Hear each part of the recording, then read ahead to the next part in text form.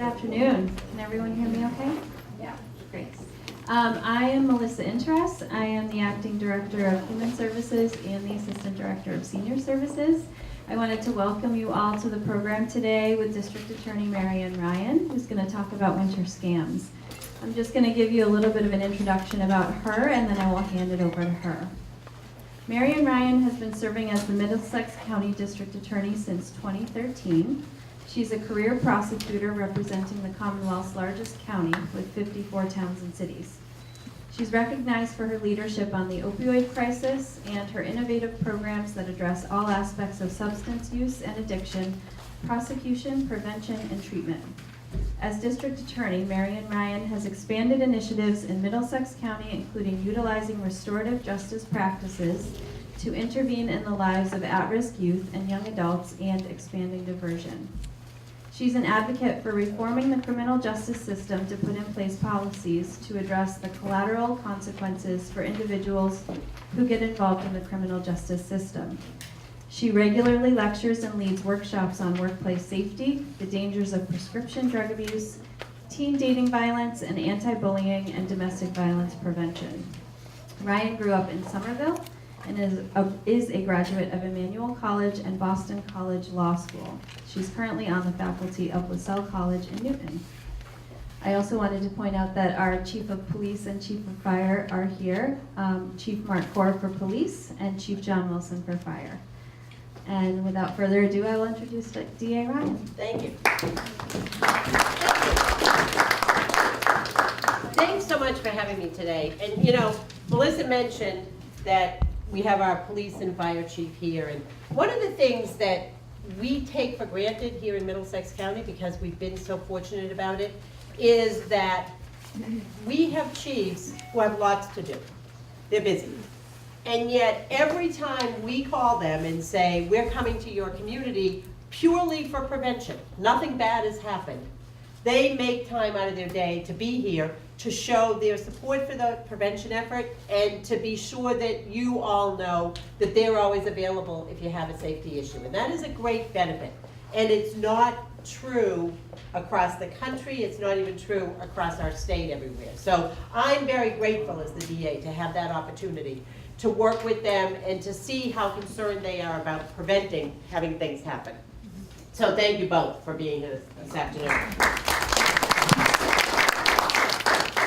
And you too. Thank you, thank you, thank you. So I want to start by talking about some of the things that are seasonal, that in some are scams and some are just safety issues. And the number one, I spent about 20 years before I became the district attorney running our unit where the victims of cases were either over the age of 60 or in some way infirm, either physically or had some mental limitations. The number one way that people lose their property, and particularly at this time of year, and one relates primarily to women, and the other is really for both women and men. And the first is, I guarantee you, if you left here now and you went to the Stop and Shop, you would see carts which have someone's purse sitting in the basket. Yep, they actually. And what happens is, that's the number one way that people are losing their cash, their wallet, their checkbooks. And the typical scenario is this. You are busy shopping, you have no idea that someone has come down the aisle and lifted your wallet out of your purse. You continue to shop. The security guys up in the top watching see that somebody takes your wallet. They chase the guy out into the parking lot, they get your wallet, they come back and tap you on the shoulder and say, is this yours? So that happens all the time. And it's totally understandable, right? You go into the store, you got a lot to be doing and buying, you've got the 80-pound bag that everybody brings with them, and I'm the worst offender. And you want to reach for things, you want to be looking through things, you put it in that bag, you think I'm standing right here, but of course you turn your attention to the shelf or the rack that you're looking at, and it's easy prey. I really never go out shopping that I don't see someone with that purse sitting there. So that's preventable. You know, part of it is when you go into the store, you really know you only need your credit cards, your cash, maybe a list, some coupons. You don't need the whole bag. So you can plan about what you're going to bring into the store and really prevent that loss. And certainly, if you're like me, it's not just losing the cash. It's losing your license, your credit cards, everything else that's in your purse that's so disruptive. And the other way is, and people forget, and certainly the chief knows this, people forget how dangerous. At this time of year, parking lots are incredibly dangerous. You know, bad guys are just like all of us in many ways. They want to be good at what they're doing. They want to do it and fly below the radar. And they want to do it in a place where they are likely to get return. In their case, their return being your property. So think about, you're out shopping, and you're at the mall or the grocery store or whatever it is. First of all, it's dark at 4 o'clock in the afternoon, right? So it's easier to do things in the dark. Some of the times the weather is bad. And we tend to have lots of bags and purchases and all of that.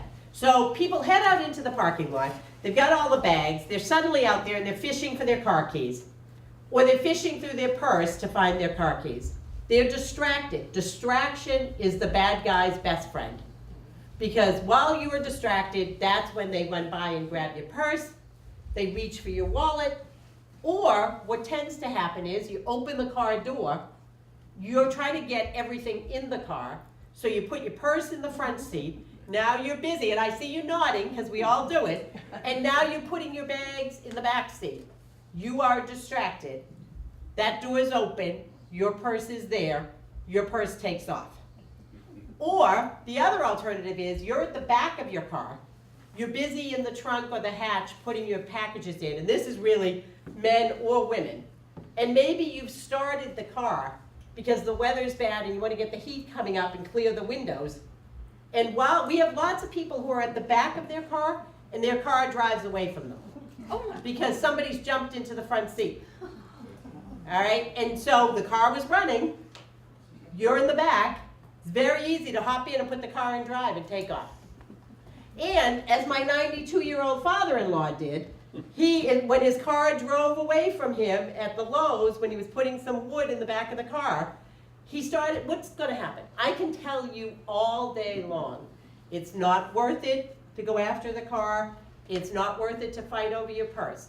If you're standing here and your car drives away, I promise you, you're going after the car.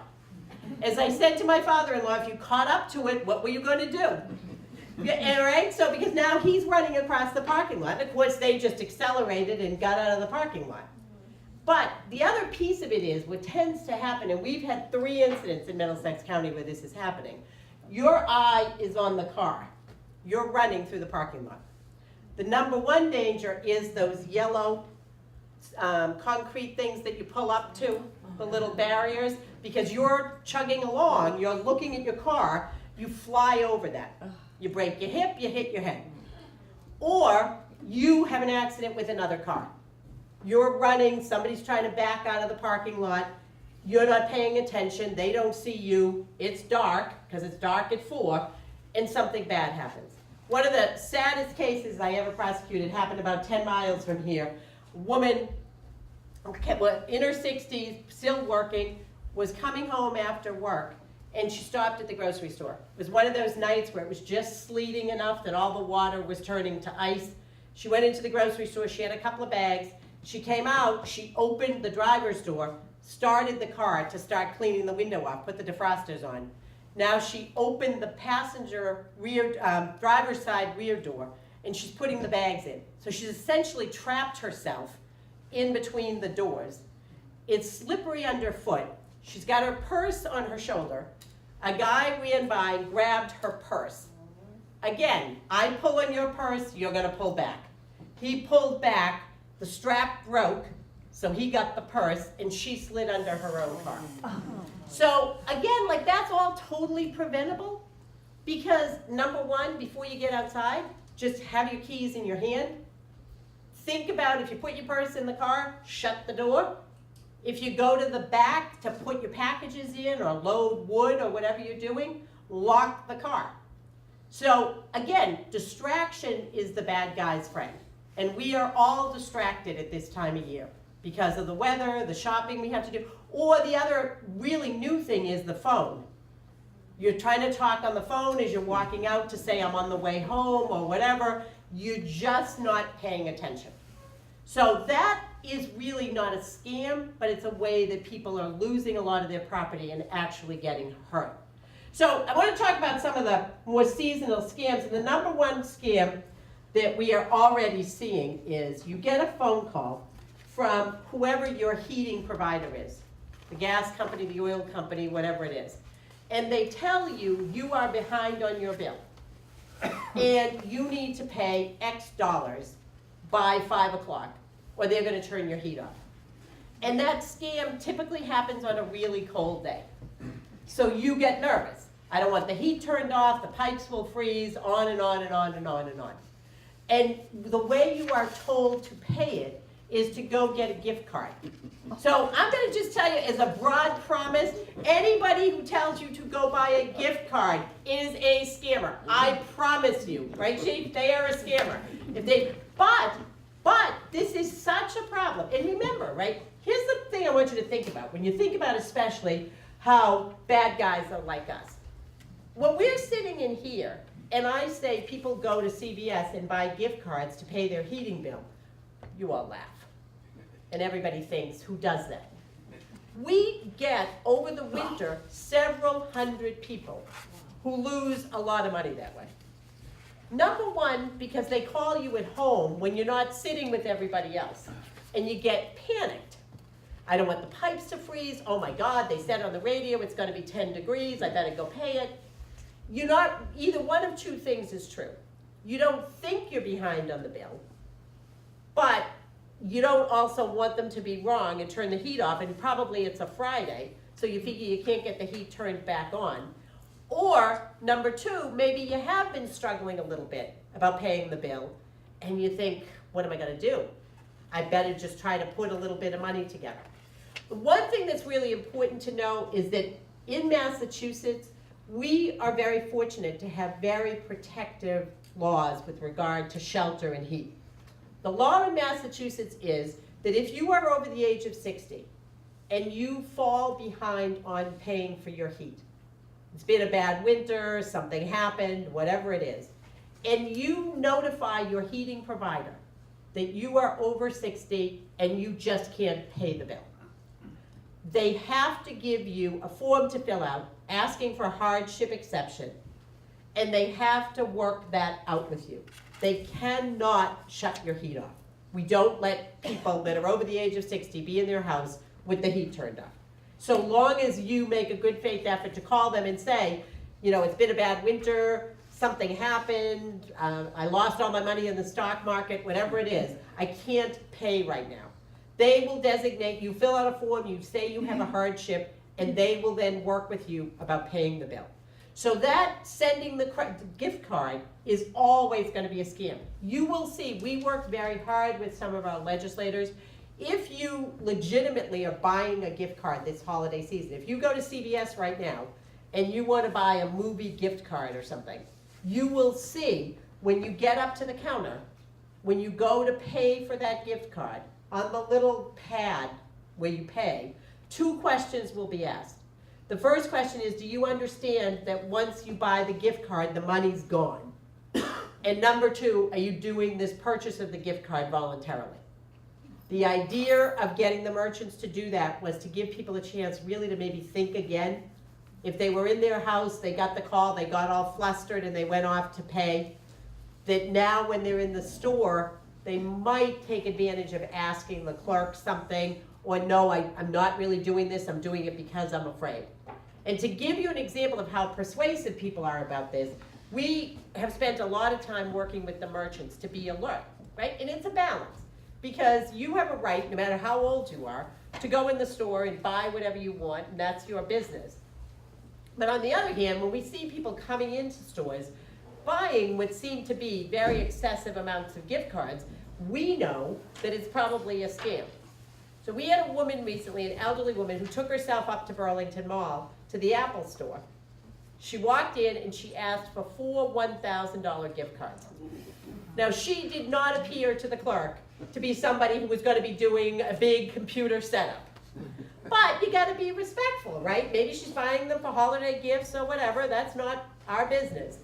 So he started asking her a few questions about, would you like me to gift box these, or are you certain that who you're buying them for can get to an Apple store, all of that. And first she was brushing him off, but he was very kind to her and he asked her a little bit, and finally she started to cry. And she said she had gotten a call saying that she owed the IRS $3,900.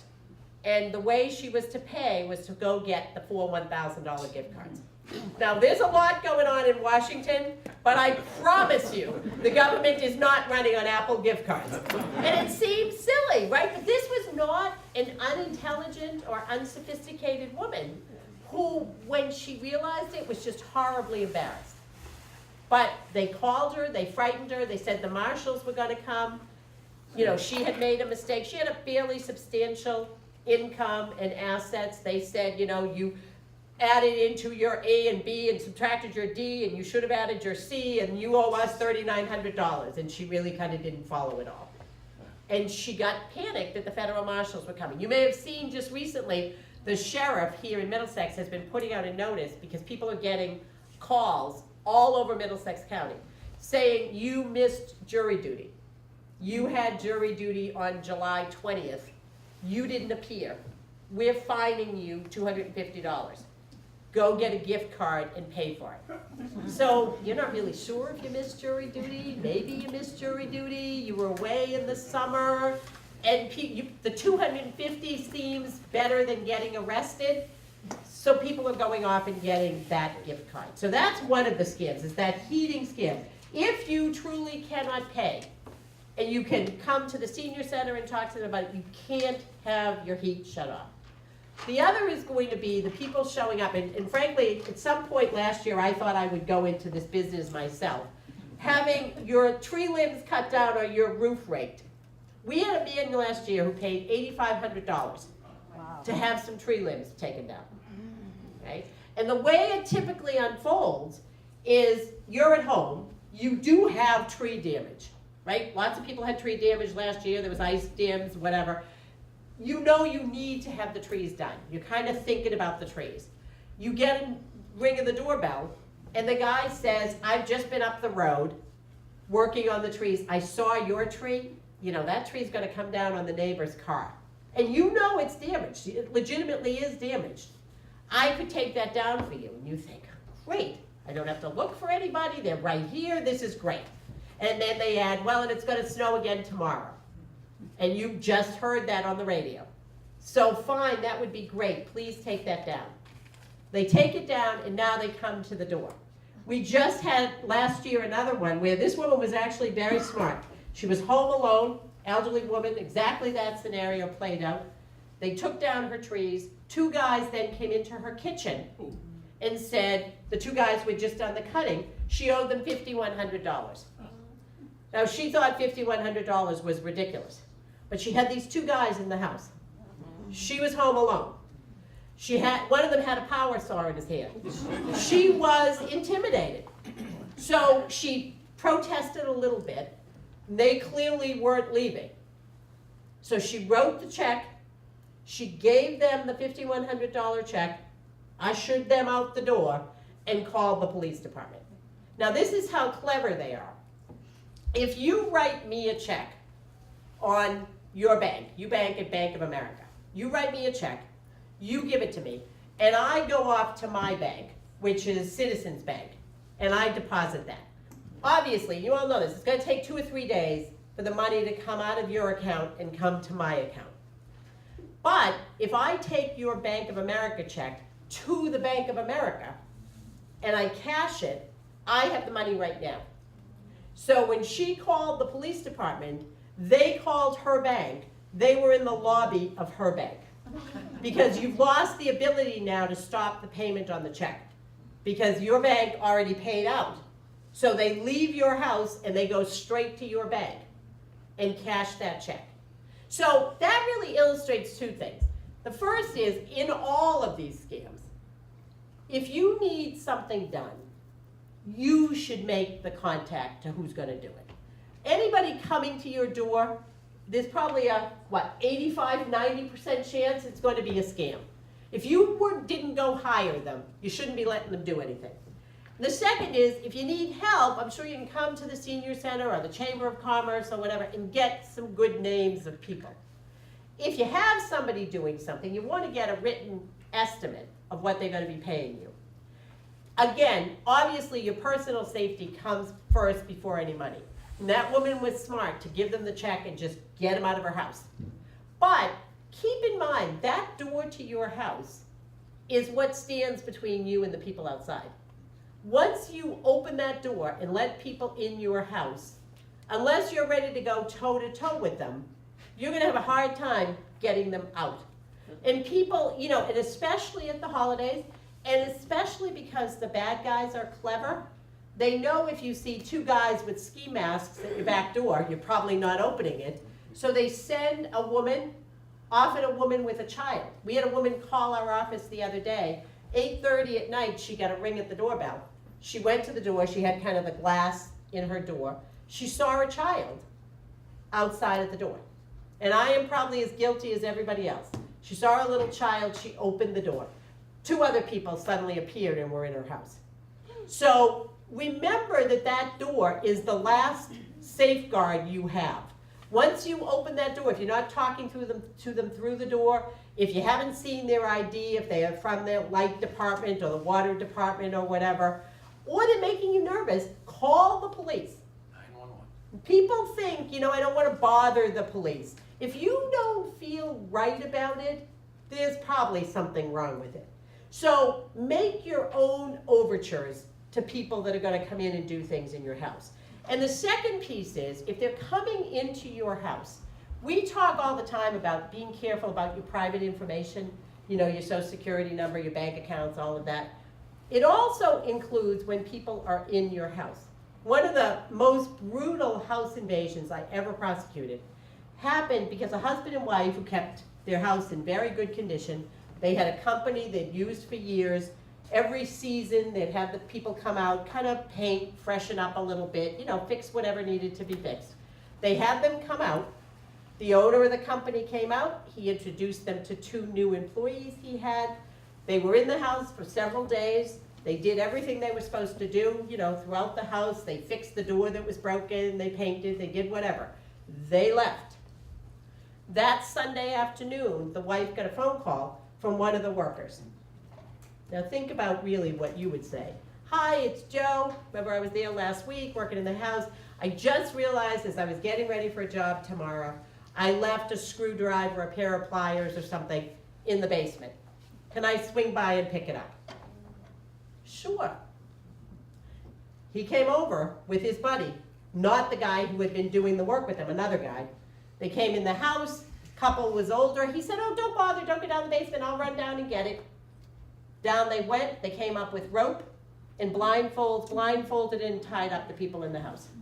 At some point, they took the wife out of the house after having beaten both of them.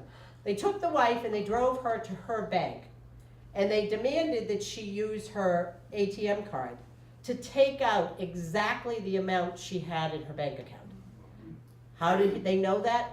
Because while they were working on the house, one of the rooms they freshened up was the den. In the den, the husband had a desk. He kept really meticulous bank records in the drawer. So, you know, paint, open the drawer, check the balances on the bank accounts. They knew where she banked. They knew how much money was in that bank. So if you have people coming in the house, remember, you may think you're going to be with them. You're not going to stand with them the whole time they're in your house. You're going to go answer the phone. You're going to go to the restroom. You're going to go make dinner. You're going to do something. Be careful about what's lying around. You know, lots of us have, myself included, you have a pile of bills you're going to pay. You've got them sitting around. If you've got people in the house, those should be locked up. Because it's very easy to be looking at those bills, get your account number, all kinds of information about you, your credit card number. You know, think about this. We get calls all the time. Someone will say, my credit card has purchased $6,000, $8,000, $10,000 worth of stuff. But I have my credit card in my wallet. I didn't lose it. Well, if you go into the store, you need your credit card to make the transaction. If you call up and order it online, all you need is the number. So I get your number, I look at your credit card, I can call LL Bean and order $1,200 worth of stuff. I don't ever physically have to have your credit card. So you don't think anything of it. You have no idea. Your card is safely in your wallet. Somebody has taken off with that. The same is true with your prescriptions. You know, we tell people all the time, right now, an opioid prescription, if you have one, every pill is worth $1 a milligram. So if you have a 50 milligram pill, it's worth $50 on the street. You would likely not have people in your house with a stack of 50s on the counter. You shouldn't be leaving that bottle of pills on the counter, because it's very easy to dump out half a bottle and off you go. So the other piece about, I talked about you making the call to people, and one other place where people are getting scammed a lot is it's the sort of too good to be true. You come home and you find in your mail or stuck in your doorway the postcards. Right now they're all yellow. The yellow sort of oversized postcards, and they say either have your chimney cleaned or have your furnace cleaned. Regularly $250, regularly $300. Introductory offer, $75. And you think, well, that sounds fine.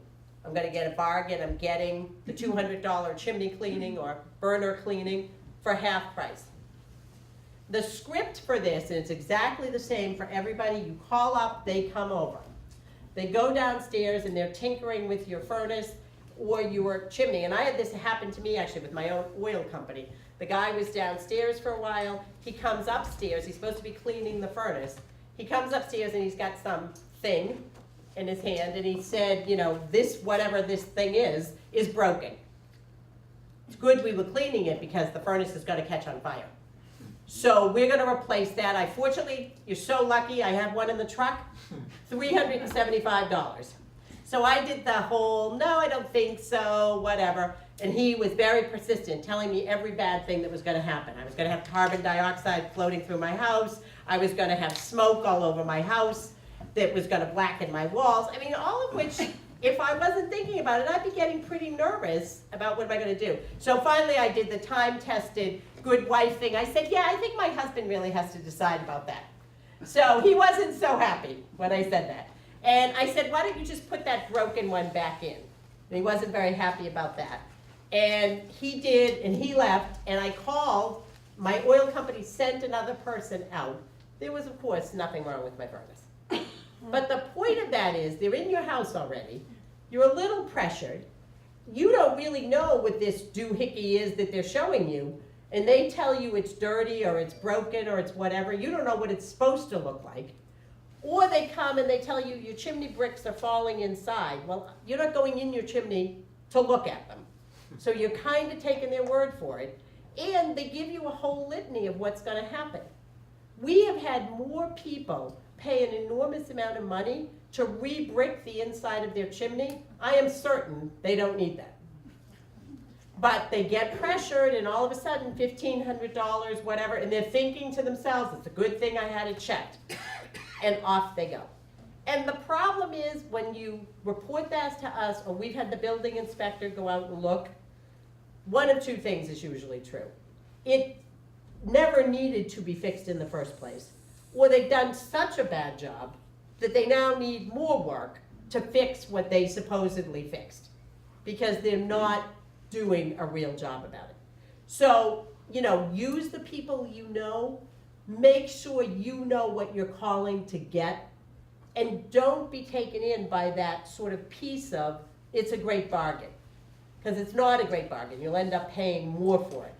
And the same is true with the advertising you get. It's usually, those are usually, this year, pink postcards saying if you prepay, your snow removal will be so much cheaper than you could ever imagine. People are prepaying, the first snow comes, and nobody shows up with a truck. So money's gone, and you still need the driveway plowed.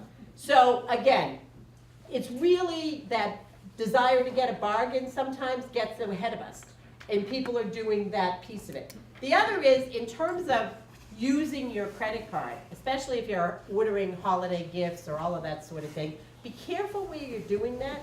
You know, we're all busy multitasking, but I've probably been behind about 5 people in the last few weeks who are on their cell phone in a public place ordering something and giving their credit card number. And I want to say, I can hear you. I can hear that number that you're giving. Because they're waiting in line at the grocery store or something and they're ordering the theater tickets while they're standing there. If I'm a bad guy, I'm standing right behind you writing that down. So, you know, and again, it's all about distraction. You're focused on, I need to get this ordered. I've been waiting to call. I finally got through. I'm going to take this opportunity to do it. And you're just not watching who's walking around behind you. So that piece of it is important. And as well, you might have seen the joke that's been flying around everywhere. It's been on TV as a little commercial. It says, it's actually true, it says, if you have any junk in your house you want to get rid of, put it in a box, put Amazon tape on it, and put it on your front porch. Because the packages are flying off the front porch. And it's true. I think as we were driving here today, you see every front porch has got packages on it. Right? So I have to figure, again, if I'm a bad guy, you didn't order junk. You ordered something. I'd be able to sell it for some price, even if the shoes don't fit me. I'll put the shoes on eBay. So just be careful about if you're ordering, you know, try to use, a lot of the services now have that option. They'll put it in a covered place if you want. Or Amazon, for instance, has now got the place that you can go, places where you can go and pick your packages up. So if you know you're not going to be home, it's a little bit more inconvenient, but just go pick your packages up. Half the houses in Lexington, I'll just tell you, have big boxes right now sitting on the front porch. So it's easy picking to go along and grab those boxes. And finally, the other piece is, if you are, as we all usually are during the holidays, you're traveling, you're waiting, you're wherever. Again, keep in mind, many of the scams, in addition to the fact that you are flustered because you're home alone and something's bad is going to happen, the way they get you to give the money, and this relates primarily to our biggest scam right now, which you might have seen, we just indicted someone for removing from the possession of an 80-year-old man $105,000. The biggest piece is that bad guys take the opportunity to get some information from you without you knowing about it, so that when they reach out and call you and give you that information back, you believe it must be true. So I'll give you the example, and this is also how, and I sort of challenge you to do this. I'm not telling the chief this, but this is how you could go into being a bad guy. I'll show you how easy it is. The grandparent scam, which is how this man lost the $105,000. Which goes something like this. I call up and I say to you, I'm Marian Ryan. I'm a lawyer out in Colorado. Your grandson, Michael, who's at the university, was stopped last night and they found some drugs under the seat of his car. And we need some bail money. He's terribly upset. He said, please don't call mom and dad. Just call my Nana or grandpa. And you say, well, I can't believe that. I can't imagine that. Are you at the police station? Let me talk to the police. Of course, here's Chief Core. They hand the phone to somebody who gets on the phone and says, yes, I'm Chief so-and-so, and your grandson was stopped. He had a passenger. There was some cocaine under the front seat. And bail will be set by 4 o'clock. You need to get $3,000 here. People rush off. They get the money. Again, like gift cards, anything that involves cash in an envelope is not going to end well. But that's what they want, cash in an envelope to take it to Western Union and send it. You send that money. The next call you get is, this is Marian Ryan again, thank you, we got the bail money, your grandson's been bailed. But of course now he needs a hotel to stay because he can't go back to school. Could you send $500? $500 flies out. The next call is, we're needing to get an expert for his trial. $2,000 goes out. And it just keeps on going. And constantly you are threatened. Don't reach out to anybody, don't call the police. And sometimes you even get the addition of a young man on the phone, very sniffly. Nana, it's not my fault. There's some crying. Please help me, thank you, I'm so grateful. Now, none of you would send $1 if you only had granddaughters and you got that call. You send the money because you have a grandson, his name is Michael, and he goes to the University of Colorado. That's why you send the money. So the question is, and I spent a long time trying to figure out how it was that people got this information. And the other interesting piece is, you know, the other scams we talked about are really pretty random. Everybody gets the chimney sweep scam. Everybody gets the lottery phone calls. We have never found out that somebody got a call on the grandparent scam who couldn't actually put the money together. Now, we all know people that if their whole life depended on it, they couldn't come up with $1,500 this afternoon. They never get the call. So the bad guys are efficient enough that they're only calling people who have the money. And one theory that I have is that the common denominator is medical facilities. Blood labs, clinics, hospitals, doctor's office. Because think about this. You go to a doctor, and I work in the doctor's office.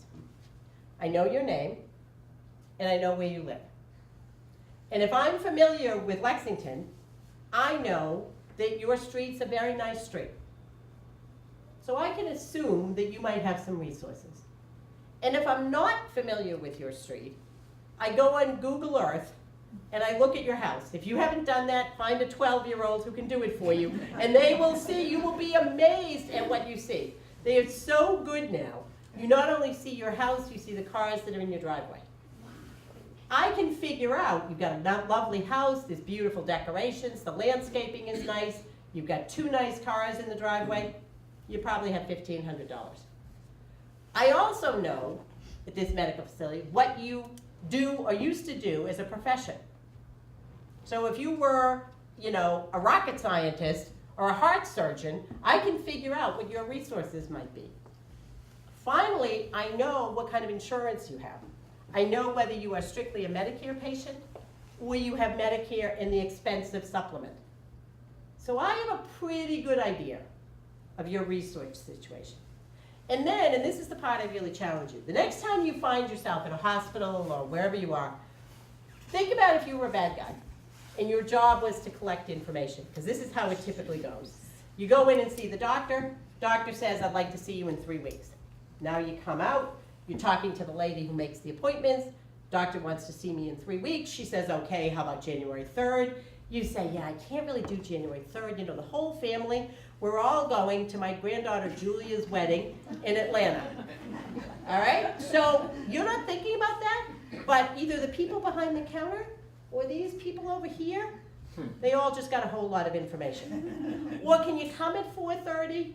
Yeah, I can't come at 4:30. You know, my grandson goes to Fenn, and that's the day of their holiday concert. He's in the 2nd grade. All of a sudden, there's a whole lot of information. And that's personal information. And I say all the time, I am a total failure at this because my 87-year-old father had 12 grandchildren, incredibly proud of them. If you sat beside him for 5 minutes at the doctor's office, you would know all of their first names, you would know where they went to school, you would know what sport they played, and where they were applying to college.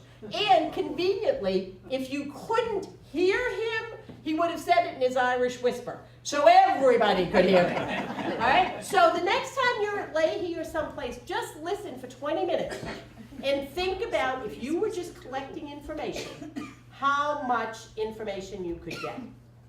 Then, when you get the phone call that is about your granddaughter Julia is in Georgia and she's had a car accident or something, you listen. Right? Because that's the truth. You do have a granddaughter named Julia who lives there. So think about that as well with your personal information. Because when we track back with people who lose money in those scams, there have been conversations that they've struck up with strangers that covered a lot of the information that they now hear, and in their nervous state, they think, well, how could they know he's there? And the other piece of that is, and I know this is hard to resist, but nothing good happens on Facebook. So when Michael got into the University of Colorado and they take that picture where they all wear the sweatshirts and it said, Grammy, I'm so excited, I'm going to Colorado, a 12-year-old, not me, but a 12-year-old can figure out who Grammy is when that picture appears on Facebook. So if you're using Facebook, make sure you're constantly checking your settings and not allowing that information to be out there. It's the same thing, and the chief knows this, when we have a house that gets broken into and people say, no one knew we were away for the weekend. We go on their Facebook page, having a great time in New York City. Okay, the bad guys have Facebook too. So they figure that out. So those are just a few cautionary tips. I know it's hard to think this is a great time of year and we're saying, keep in mind all of these things, but really our goal is to make sure that you are physically safe and you don't lose your property. I don't know, Chief, did you want to add? Can I just emphasize? Yes. I tend to take it to another level. Don't do business at your front door. Don't do business on the phone. If they call you or they come to your front door, don't do it. I think that's consistent with you saying, if I need to order something, I'm going to call LLB. If LLB calls me, I'm not doing business with them. And what I encourage people is have an exit strategy. If you're on the phone, all you need to do is say, I'm sorry, I don't do business on the phone. If they persist, you say, I'm sorry, to protect myself from scams, I don't do business on the phone. Click. But the front door is the same thing. Unless there's a girl this big with a green beret selling, mints, I'm buying those Girl Scout cookies all day long. I don't do business at the front door. Thank you for your time. Click. But from what she said, you shouldn't even open your front door. Because there Yeah. could be two I agree. big Girl Scouts. Yeah. Consistent with that, It sounds to me like I you don't can't do open business. it. I don't do business at my front door. Click. Don't open it at Some all. people don't open the door at all. So you just yell through it. Yeah. Obviously my house, I'm comfortable answering the door. He has a gun though, so I just point that out. But this is something I share with everyone, regardless of whether somebody's an elder or a community resident. I can't tell you, when you're talking about those gift cards, Lexington probably loses $50,000 to $100,000 a year. That's just Lexington. Where people go buy those gift cards, come back and start scraping off the back. At some point you should be saying, why am I scraping off the back of these things? And then they're giving the numbers to the person over the phone. Well, you just gave away all that money. And I believe it's one of the government agencies has a commercial that now says, if they ask for a gift card, it's always, always, always, always, always, always, always a scam. But I encourage folks, when in doubt, call us immediately. I never thought I'd do it, but I've seen on TV those cameras you can put on the The front of your doorbell. house, and they work over the Yeah. internet, so you can actually see it if you're not there too. But it seems to me it's more important if you're there, but then you can just say, no, I'm not interested.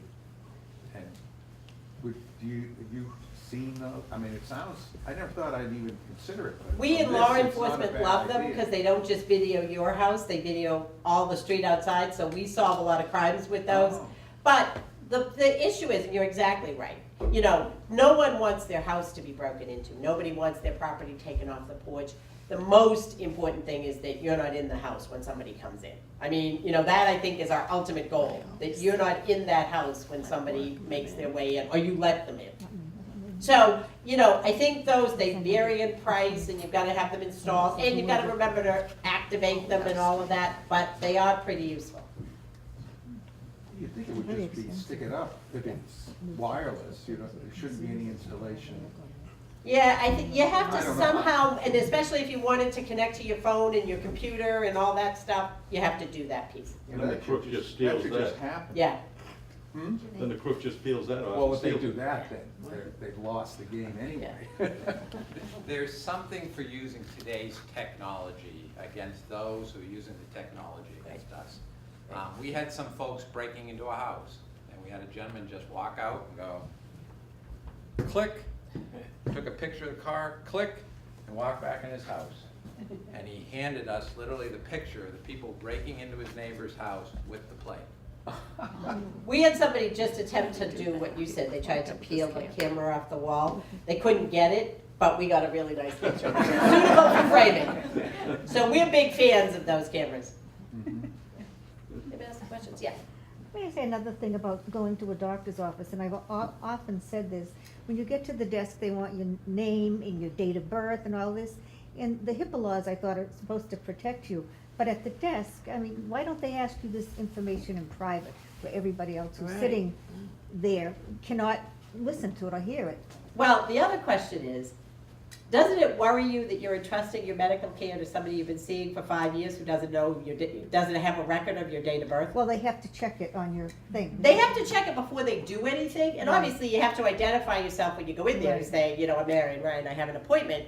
That's one thing, but you're right, there's no need to start going through a discussion. And that just reminds me of the one other scam that's very popular right now. You may know that everybody in America is getting a new Medicare card. Because we worked with Representative Clark and some of our other representatives, because your Medicare card was the last place that had your Social Security number on it.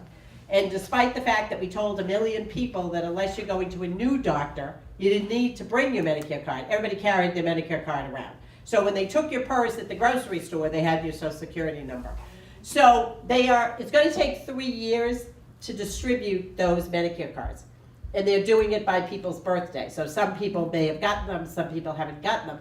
But the scam that the bad guys have come up with is, you get a call and they say, and again, this is usually a little bit of the truth, this is the Medicare administration or something, we're sending you a new Medicare card. So you think, oh, I heard that at the senior center, that's true. And they say, so we just want to confirm your Social Security number. And people say, 020, and off you go. Again, it should worry you if the United States government doesn't know your Social Security number that they gave you. That should worry you. But the important piece, so that's an important piece. No agency is going to be calling you to ask you for your Social Security number. But the important thing is, a lot of people have responded to that. Almost kind of a knee-jerk, or somebody says, is your Social Security number 014, blah, blah, blah. You say, oh no, it's 020, and you give the number. If you do that, do not be embarrassed. Do not think nothing bad will happen. Because I promise you something bad will happen. So call the police station. We've had lots of people call our office or call the police station saying, I'm embarrassed, but I just gave out my Social Security number. That's fixable. You know, we can work with you to shut down your accounts, to do whatever. People get embarrassed. They don't want their kids to know they gave out the number. They feel foolish. So they just kind of hope that it's going to be okay. And then they're missing $15,000. So if you make a mistake, and it's easy to do, you get flustered on the phone and you give out your bank account or your Social Security number or something, just really don't wait. Because they will be down at the bank trying to get the money out. So call the police station and they can help you with that, yes. I have 2 questions. One is, I'm going to go to Lakey right after this. And check it out? No, they always ask, oh, we have something new now, you have to give me your name, your birthday, and your address, right in the front. Right on. So I'm going to say Marian, right, and my DA say no. Well, you know, yeah. Then they'll be after me. The other alternative is just write it down. Or just give it Yeah, just write it down and give it to them. You don't have to say Yeah, anything. you don't have to be announcing it, because remember, if you're like my father with the Irish whisper, they can hear you back there. So just write it down. You know, the same thing, and you know where you see it all the time? If you go into a store, suppose you go into Lord & Taylor's, and you have a Lord & Taylor charge card. You don't have it with you. You want to buy something. They will let you do that. What they say to you is, you have the card? Yes, I do. Oh, sorry, I didn't bring my purse because I want to have my whole purse. I don't have my Lord & Taylor card. What's your Social Security number? Yeah. Do you honestly think I'm going to stand here and announce my Social Security number? So I always say, can I just have a piece of paper? I write it down, I give it to them, and they key it right in. It's perfectly fine. You don't have to be announcing that information to them. No, I have another Yeah. thing that I heard, that when you go and fill up your gasoline, you have your purse next to the passenger side. You take your credit card out and you go out and Yeah. fill up the gas. And in the meanwhile, somebody can sneak in and take your purse. Yes, because what happens, right? Key word, you are distracted. You're busy back here fiddling with your gas tank, you're deciding what grade of gas you want. When you get out, and everybody does that, right? I don't take my purse out when I go to pump gas, but you gotta get out, take your keys and lock the door. I mean, it takes you a second. But, again, we see, especially in busy gas stations, there'll be somebody hanging around, and as soon as you're out, you're over here, and you're fiddling with the gas tank, and they've opened the passenger door and took your bag. You didn't even notice it. I mean, in Lexington, we probably have at least 100 to 150 cars entered during the year.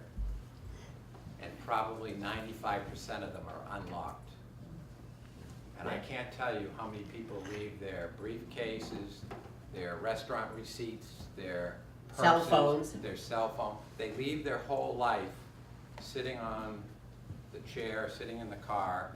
And we used to have a group of kids that called it going shopping. They'd go out at 2 o'clock in the morning, they'd open up every car that was unlocked, and they would walk away with $5,000, $10,000 worth of material every night. And remember, I live in Belmont, it happens literally, as the chief said, every week if you look at the police log, there's street after street where they just went through the cars. There's two things really driving that. There's first of all the valuable stuff that's in there. And remember, if I'm in your car, I can pop the trunk. So whatever you put in the trunk, that's going too, your fur coat, whatever it is that you left in the trunk, gone. And the second is, and this really speaks to the addiction issue. Lots of times what you see, all right, you were smart enough to take your things in, but we all have that cup holder or something that's got $3 or $4 in it in change when we used to pay tolls. And my husband was reading the police log one day and he said, I really don't understand this. They broke into 20 cars or something and they only get $3 out of every car. It is not a coincidence that right now the price of a bag of heroin is $3 to $5. So if I'm addicted and I go down your street and everybody's got 2 cars and I get 10 houses, that's 20 cars, and I get $3 or $4 or $5 out of every car, I'm good for a couple of days with the heroin I need to buy. So it's nice if they get the good stuff, but they will go in your car just to get that handful of quarters that is in the cup holder.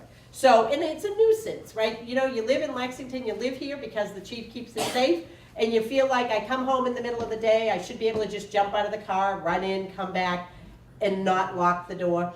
The aggravation when your car gets broken into is just not worth it. So just, push that clicker. So how hard are you coming down on these people that you managed to catch? The other side of the story. Well, the second part of that sentence Yeah. is the most telling part, that we manage to catch. Yeah. If I'm out walking around at 2 o'clock in the morning and a police car comes, do you think he's driving down the street without the headlights on? No, I see the headlights, I duck into a bush. Once you go, I come back out. The chances of catching somebody are next to nil. And I can't tell you how many times somebody said, our dog was barking so vigorously at the door, I knew there was a problem. But I didn't want to bother you. Bother me. Call 911. There's something going on outside. The dog is going crazy. Bother us. Because if we can come to the neighborhood, we're going to be looking for somebody who's doing that. And I can't tell you how many times that somebody actually saw somebody, but they didn't bother to call us. So the answer to your question is very rarely do they get caught. Well, think about during the middle of the day. I would guess, like my neighborhood, there were neighborhoods here where I could roam through the whole neighborhood at 1 or 1:30, and there's nobody there. So, I could be taking the packages off the porch, I could be going in the unlocked cars, nobody's gonna see me.